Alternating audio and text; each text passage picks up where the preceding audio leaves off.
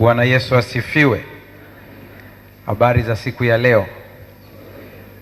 Leo ninatamani kuongelea somo muhimu sana katika maisha ya Mkristo lenye kichwa kinachosema kanuni kuu za kujibiwa maombi. Kanuni kuu za kujibiwa maombi.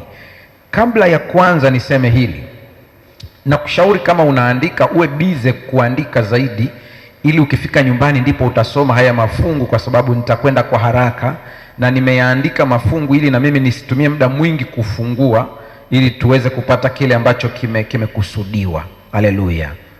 Naomba tusimame wote. Twae wangu uzima, sadaka ya daima, twae sana usiku, zikutukuze huku. Twae mikono yangu, twae mikono ya, ifanye upendavyo, ifanye upendavyo.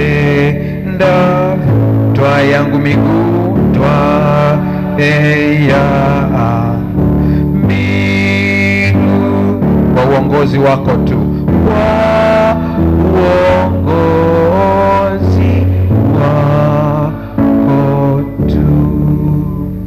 Baba yetu, tawala kila kitu kwa utukufu wako. Kwa jina la Yesu tumeomba, amen. Zipo kanuni katika kila kazi ambayo tunafanya. Kuna kanuni zake, na kuna vitu vya msingi na kuna vitu ambavyo vinafuata baada ya hapo. Katika mfumo wetu wa shule, hasa sisi ambao tuko Afrika Mashariki, sijajua kwa wenzetu wengine, tuna mfumo wa shule ya msingi, tuna mfumo wa shule ya sekondari, na tuna mfumo wa shule baada ya sekondari tunakwenda nini? Vyuo vya kati, alafu baada ya hapo chuo kikuu.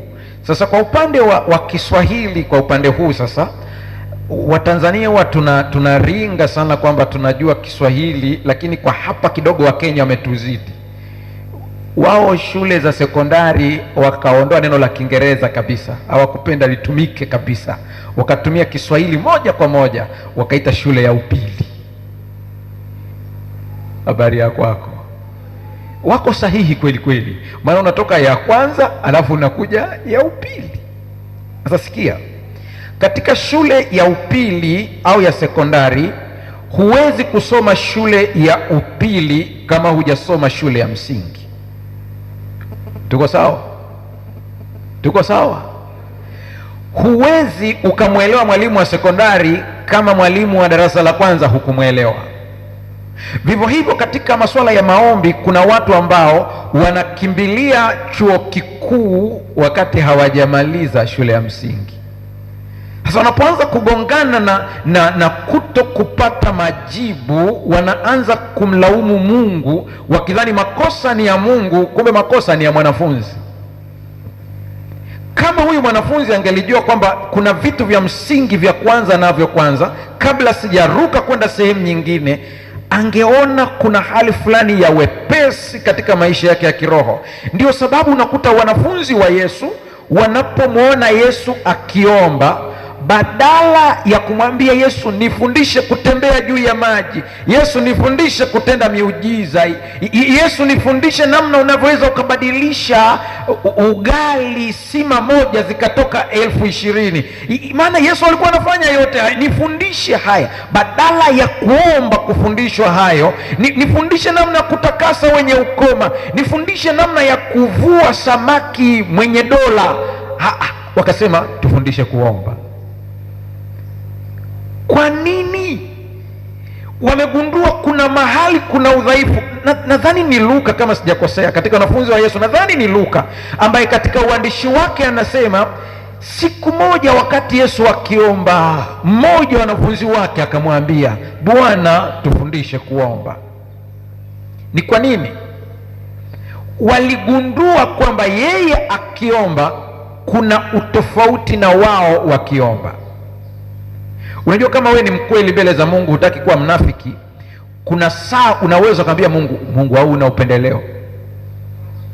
Mbona kuna wengine wakigusa tu namna hii tayari, lakini mbona kuna wengine mpaka wafunge mpaka uzito upungue? Nipungie mkono kama unaanza kunielewa sasa. Mungu hana upendeleo hata kidogo. Sisi wote tunapendwa sawa sawa kabisa, lakini lazima tujue hizi kanuni za msingi. Kitabu cha Yohana sura ya 15, Yohana sura ya 15 fungu la 16, na kuomba tu uandike ili niende kwa spidi kubwa sana. Anasema, si ninyi mlionichagua mimi, bali ni mimi niliyewachagua ninyi, nami nikawaweka mwende mkazae matunda, na matunda yenu yapate kukaa, ili kwamba lolote muombalo Baba kwa jina langu awapeni. Ili fungu limeanza kuingia akilini kidogo Naongea na watu au na binadamu? Naongea na watu au na binadamu? Sasa niangalieni vizuri, sikia. Si ninyi mlionichagua mimi, bali ni mimi niliyewachagua ninyi, nami nikawaweka mwende mkazae matunda, na matunda yenu yapate kukaa, ili kwamba lolote muombalo Baba kwa jina langu awapeni. Unaipata vizuri sasa? Ili si tunakimbilia tuombe lolote tupewe, huku kwenye msingi tumeacha huku. Kuna sehemu ya kwanza anaanza nayo, anasema hivi, kati ya mimi na ninyi nani kamchagua mwenzake?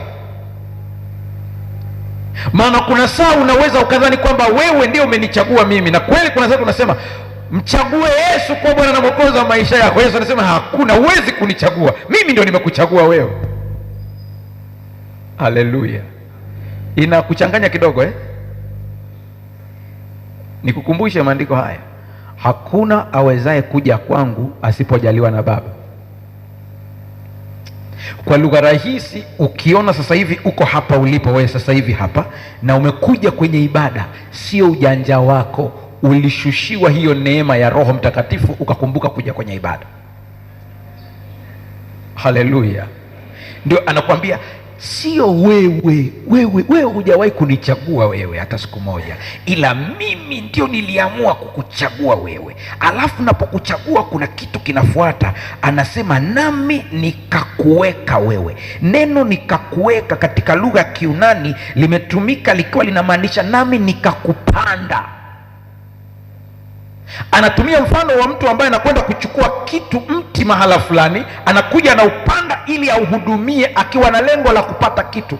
Yesu anasema nilipokuona mahala fulani wewe, nikakutazama jinsi ulivyo, nikaamua kukung'oa hapo ulipo, nikakuleta nikupande sehemu nyingine, ili nikulishe mimi, nikunyweshe mimi, nikupogolee mimi. Kuna kitu nataka kwako, nataka matunda, na hayo matunda nimekusudia yakianza kutoka nitayaweka dawa mimi ili yakae.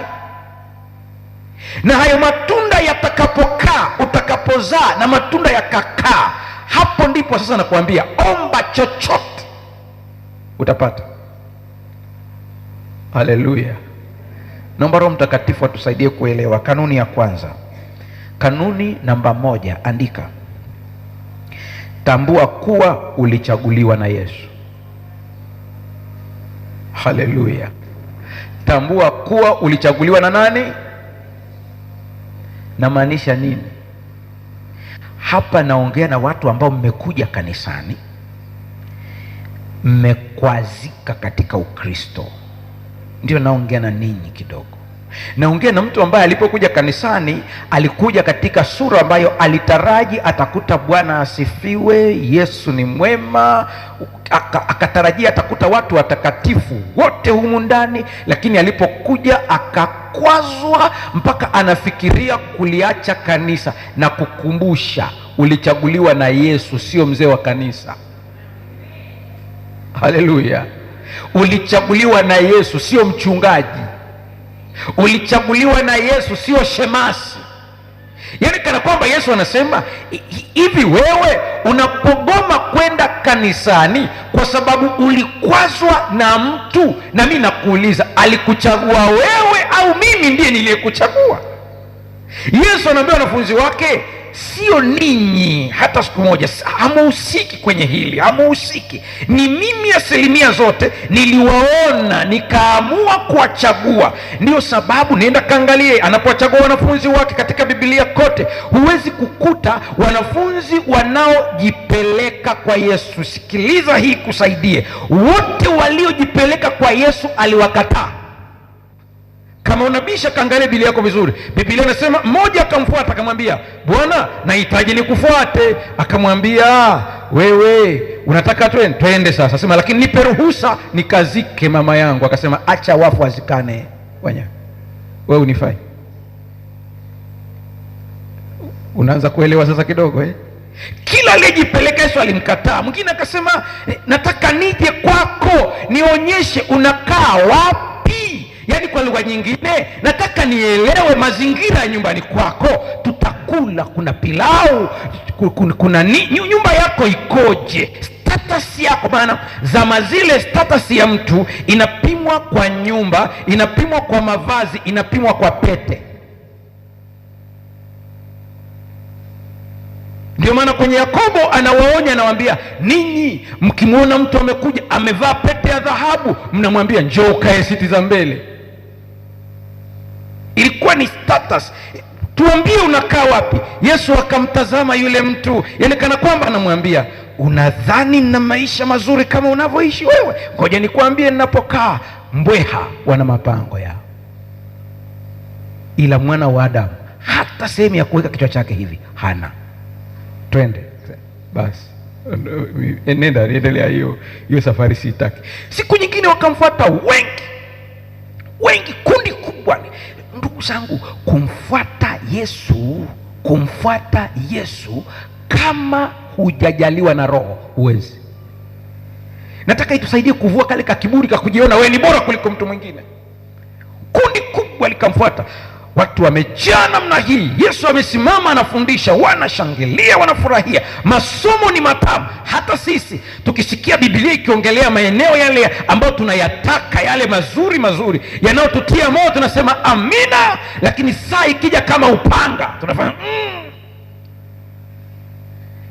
Alipoongea neno gumu akawaambia, mtu asipoila nyama yangu na kunywa damu yangu hana uzima wa milele. Jamaa wakaanza kuambizana, umemsikia amesemaje? Sema, amesema ule nyama na damu yake. Kwa hiyo ana mpango wa kujiua. Wakaanza kuondoka mmoja mmoja. Yesu ametulia tu, anashangaa kila mmoja anachukua kapochi kake anaondoka. Wananungunika, wanaendelea, vikundi wawili, mtu gani huyu ambaye anataka tule damu yake? Wanaondoka. Mwisho kabisa Yesu akageukia wanafunzi wake akamwambia, na ninyi mwataka kwenda? Sikia majibu ya Petro, tuende wapi? Kwako kuna uzima wa milele. Haleluya! Kwa nini wanasema hivi? Nikana kwamba Petro anasema, ninamjua nyinyi ambao mmejidai mmemfuata namna hii, mimi huyu ninamjua. Alinifuata mwenyewe nikiwa ninavua samaki, akaniuliza, mwanangu, mna kitoweo, mna chililo? Akajibu kabisa akasema, tumekesha usiku kucha, hakuna kitu. Haya masaa ni mabaya katika kupata samaki. Akasema, shusha nyavu. Kana kwamba akamtazama, sema, unatokea wapi? Kwenu wapi? Hujanielewa. Umezaliwa kanda ya ziwa au unatoka Kilimanjaro? Unaposema saa hizi tushushe nini? Nyavu. Unajua masaa ya kuvua. Wakamkuta naongea kwa mamlaka, kwa mamlaka akamwambia, shusha nyavu. Akasema, kwa neno lako. Yaani kwa lugha nyingine, ngoja tushushe ili kuepuka lawama. Ila tunajua hamna kitu. Wakashusha. wameshusha nyavu, wamezitega vizuri. Ghafla wavuvi wanajua ishara, wakaanza kusikia ishara ndani ya samaki wamejaa, wakaanza kuvuta. Na wavuvi wana nguvu, sio sawa na mtu anayetumia kalamu, wana nguvu. Wakaanza kuvuta, nasikia nzito. Walivyovuta naona kabisa karibia neti nataka kukatika. Biblia inasema wakawapa ishara wenzao, wakaambia njoni tusaidiane. Wakaja wakatoa vuta, wakajaza vyombo vinakaribia kuzama. Waliwapeleka mwishoni kabisa, Kefa yaani Petro akageuka akiwa amefunga nguo yake kiunoni namna hii, akamwendea huyu Yesu, akamtazama usoni. Alivyomtazama uso hivi akashtuka, sema natazamana na Mungu moja kwa moja. Biblia inasema akapiga magoti, akamwambia ondoka kwangu mimi mwenye dhambi. Kwa lugha nyingine, sijawahi kuona kituko cha kutoa sato mchana. Kwa lugha nyingine nataka kusema, ninyi mnaomkimbia kwa sababu amesema tule nyama yake na damu yake, ondokeni. Mimi ninamjua, aliita sangara mchana kweupe. Sikiliza rafiki yangu uliyeko hapa, ukijua aliyekuita hakuna wa kukurudisha nyuma. Haleluya! Najua naongea na mtu ambaye ukinitazama hivi unasema, pastor, nina dhambi ambazo hata nikifikiria kupiga magoti kuomba ninawaza mara mbili. Naomba unisikilize, hii kauli ya kusema sio mimi, sio ninyi mlionichagua, ila ni mimi nimewachagua, ina maana hii: ninajua matakataka yako yote, na kujua ndani na kujua nje, najua mpaka vitu ambavyo hujawahi kuvisema, najua mpaka vitu vya mbele utakavyofanya, ninakujua, lakini nimeamua kukuita hivyo hivyo ulivyo. Ukipata ujasiri kama huu, ukijua aliyekuita, piga magoti, usiogope, maana hukujipeleka, umeitwa. Haleluya, haleluya. Umewahi kwenda kwa mtu mkubwa serikalini, alafu askari wanakuzuia, alafu unaambia ameniita? Wewe umetoka wapi? Sema, kwani hamkuambiwa ninakuja? Kwani we nani? Ameniita. Wakati nipo Kitunda niliwahi kuzuiliwa kwenye nyumba ya mtu mmoja mkubwa. Nimeitwa kwa ajili ya kufanya maombi pale. Kijana alikuwa anataka kujirusha kwenye gorofa, yuko hapo amening'inia mahali kwa pembezoni kabisa hapo. Basi yule mama ambaye anasali na sisi, mume wake sio Mkristo, akapiga simu akamwambia mume wake, usite mtu yoyote, ngoja mchungaji aje aombe, huyu atakuja, atarudi tu, hawezi kujirusha hapo anaposema najirusha. Kijana amegoma kufungua mlango, anasema najirusha. Nikaitwa na t-shirt yangu Speedy, hivyo hivyo nimeenda kienyeji kama mwanafunzi na kabegi mgongoni. Sasa hivi niko hivi. Je, hiyo miaka nilikuwaje? Nafika pale, jasho la Dar es Salaam unavyolijua, nikafika pale kwenye geti pale, nakutana na askari wako hapo. Wananiambia, bwana mdogo unaenda wapi? Nikamwambia naenda huko ndani. Kufanya nini? Nikamwambia nimeitwa hapo. Acha mchezo bwana mdogo, unajua hapa ulipo ni kwa nani hapa? Pastor Ima nakumbuka vizuri. Wewe unakuja hapa? Nikamwambia jamani, nimeitwa na simu ya wakati huo natumia simu inaitwa Siemens. Ile ambayo ukizima unaona kuna vichura vinakimbia. Namwambia na simu hii hapa kabisa, amenipigia huyu mama huko ndani. Basi mama yule uzuri tu anapiga saini, namwambia unaona simu yake hii hapa. Nikamwambia niko hapa nje. Sema wape hao maaskari niongee nao. Nikawapatia, muache huyo aingie, ni mchungaji. Basi askari tu wananiacha naingia, lakini unaingia ndani huku anakusindikiza kwa macho namna hii. Nafika pale anaambia yuko hapo. Tukafanya maombi mpaka yule kijana akaja akafungua mlango vizuri. Mungu akatenda muujiza, tukawa tunaongea naye vizuri, mpango wa kujiua ukaisha. Hata yule baba bosi mwenyewe alinipokea kwa sababu mke wake amenisema, lakini vinginevyo naye angesema mmemtoa wapi huyu? Lakini ujasiri wote mpaka nasimama pale mlangoni ni kwa sababu nimeitwa. Haleluya, haleluya. Naongea na mtu ambaye kila ukijaribu kuomba shetani anakuletea mawazo, anakuambia Mungu hakutaki. Kama angekuwa anakupenda si angekuwa amefanya hivi? Mbona kuna hili umeomba hajafanya? Mbona kuna hili umefunga hajafanya? Wewe katika listi ya Mungu alishakutoa. Ndugu zangu mlioko hapa na mnaoniangalia, nisikilizeni. Shida yenu, kuna wakati mnamjibu shetani kwa upole. Mnaanza kumwambia shetani, unajua ikifika saa ya vita hakuna kujibu kwa upole. Mwambie shetani, sikiliza, nimeitwa.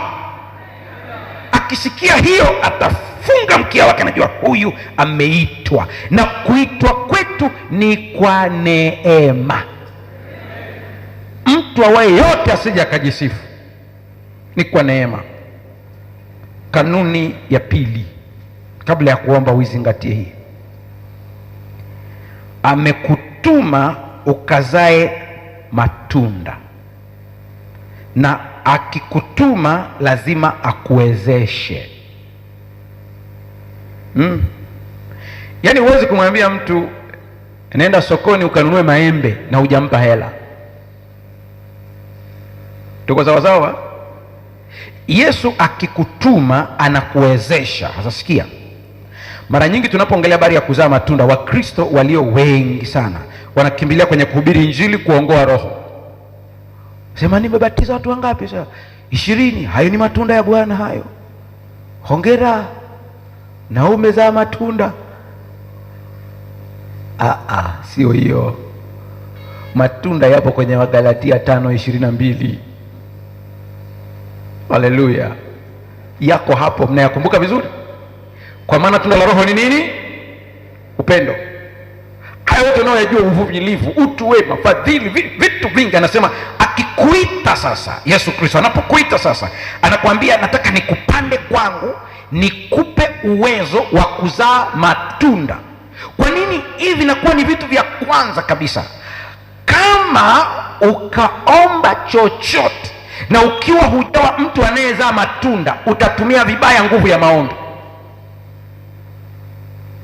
Kama hujanielewa sema sijakuelewa. Nakupa mfano. Kuna ndume moja inaitwa Elisha.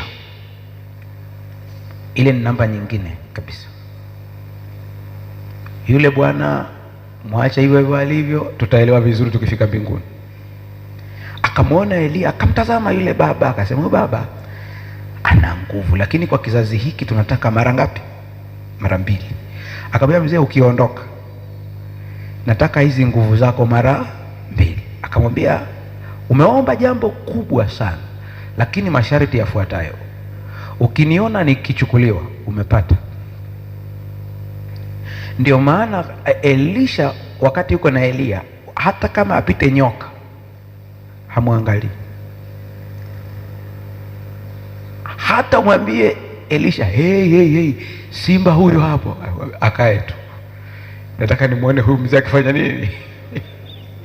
Maana tumekubaliana nitapewa mara 2. Kweli ghafla gari moshi likashuka, yuko macho, hataki kupepesa macho yake, akamwona akichukuliwa huyo anakwenda. Biblia inasema wakati amechukuliwa, Elia akaachilia vazi likashuka, Elisha akalichukua. Alipofika kwenye mto, zoezi la kwanza kuthibitisha kwamba ana nguvu ya Elia ni kukutana na mto, sehemu isiyo na maji, isiyo na njia. Nisikia hapa kidogo. Roho Mtakatifu anapowekwa ndani yako, ambaye ndiye anayezaa matunda, zoezi la kwanza utakalopambana nalo ni matatizo.